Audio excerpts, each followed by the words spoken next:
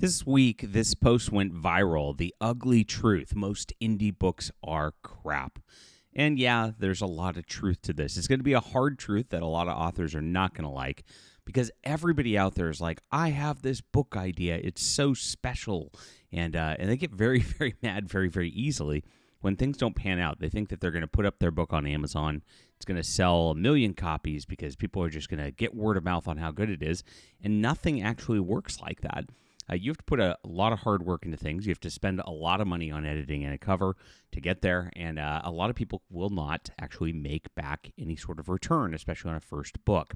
I always tell people, if you really are not just doing this as a hobby, don't write one book and tell me, that's the thing. Let's talk when you're on your 10th book about how to market things. Otherwise, there's really not really a reason to do it. Now, I've put out I think 22, 23 novels at this point. I'm making a full-time career at this. I actually just had a #1 bestseller in religious philosophy. My first nonfiction book went very, very viral. And it starts with just the way that I have set everything up over the years with this YouTube channel and the like, and that is a big part of it. Now, my other books have garnered an audience over the years because of the opposite of this, put so much work into all this and put so much into covers and the like, that you have something a little bit different. So please hit the like and subscribe button. We'll get into this article and talk about it. And this is my first Demon Country. It is the beginning of a 6-book series that is my best-selling series. This book sold over 30,000 copies just by itself. And then the rest of the series, makes a career out of it. It's pretty fun. This is an airship adventure. It's a fantasy series. It's got questing. It's got monsters. It's got a war that builds up. A really cool crew with a lot of great personality in the characters, and that's exactly why it resonates so well. So check it out. It's in the description below. Thank you guys for reading. Really appreciate it. And it's available on ebook, print, and audio. Make it easy for you. You can get the whole series today, all 6 books, and it really builds up very nicely. That's exactly what you're supposed to do. A series is, of course, just build the stakes and make it really cool as it goes along.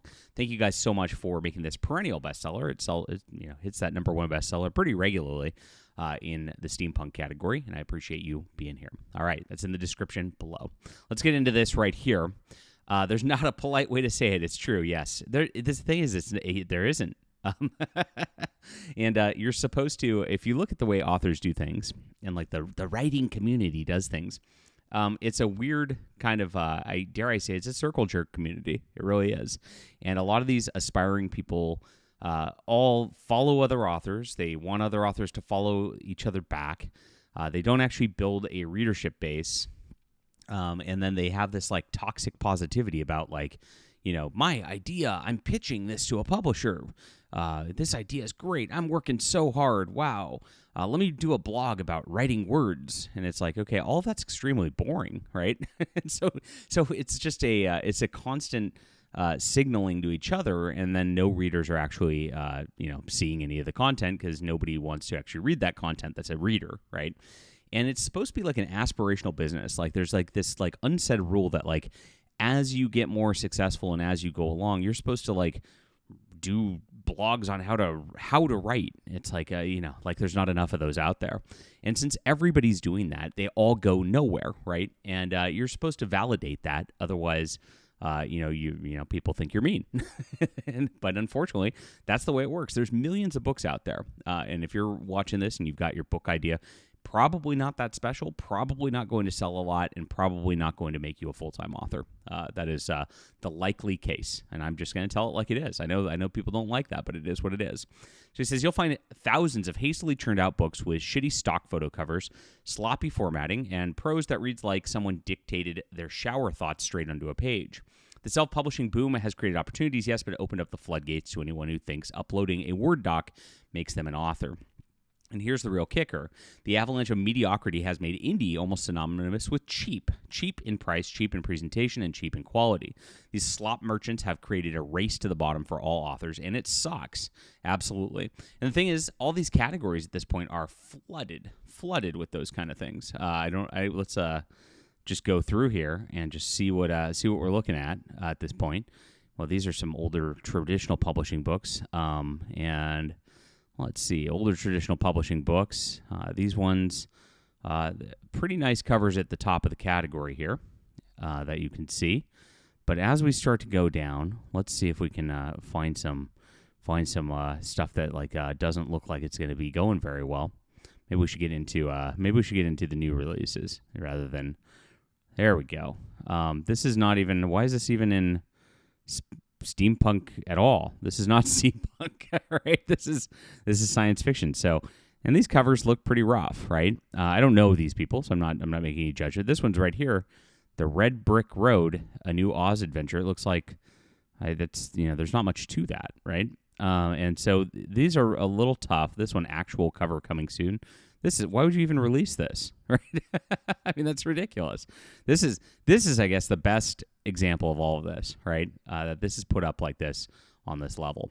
So, because buried underneath the landfill are indie authors who care. Yeah, that's the hard part as an indie author, and it's frustrating. And it definitely can be frustrating at times.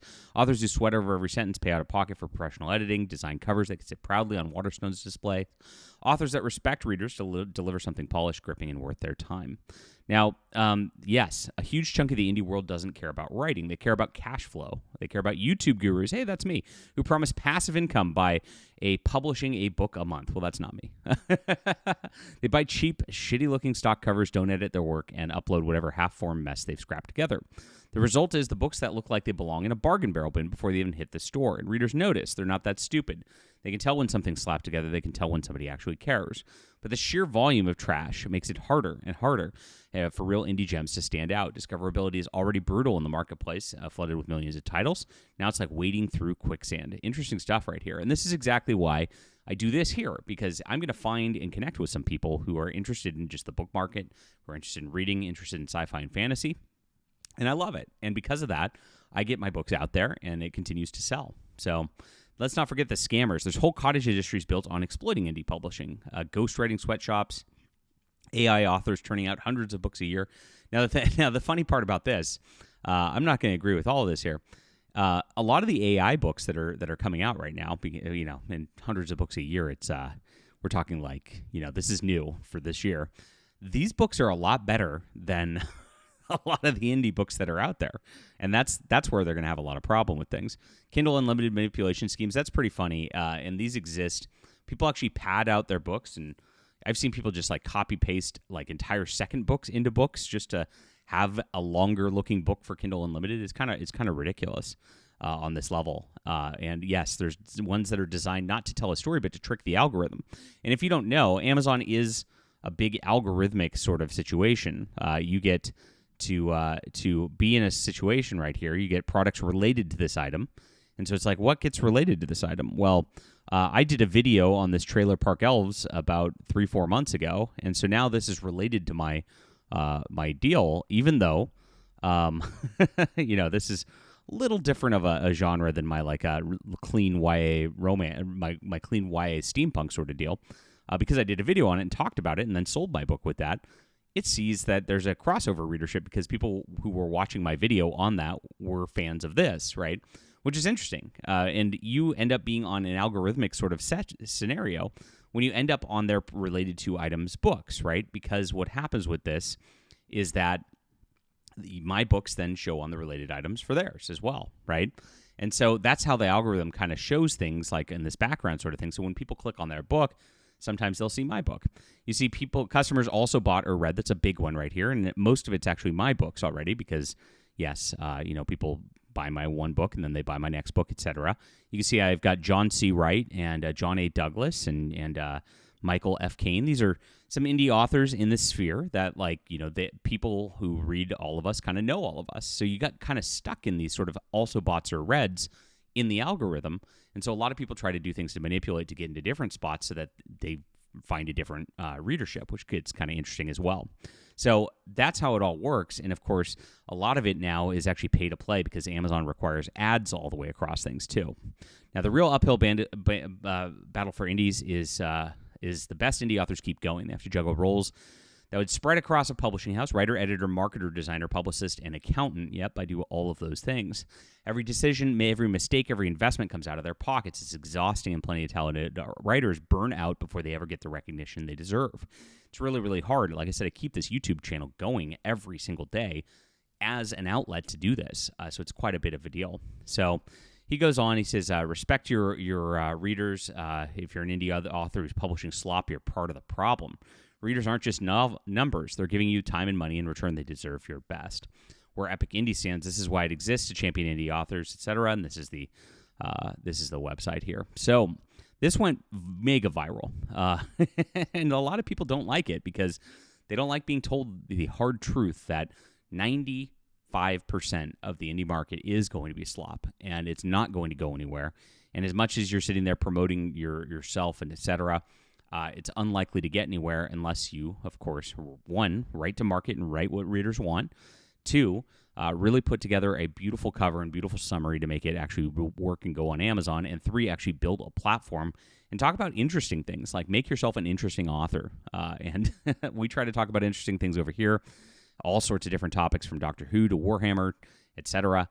And of course, that brings in different readerships, and it's kind of nice. So that's the interesting part right here. Interesting blog that went super viral this week, like I said. What do you think about this? Leave a comment down below. Love to hear from you. Please hit the like and subscribe button. And do check out my For Steam and Country. Grab this in the description below. I've got my bookstore in there as well. You can check out all of my novels and the like, and I appreciate you guys for being here. We'll be back soon.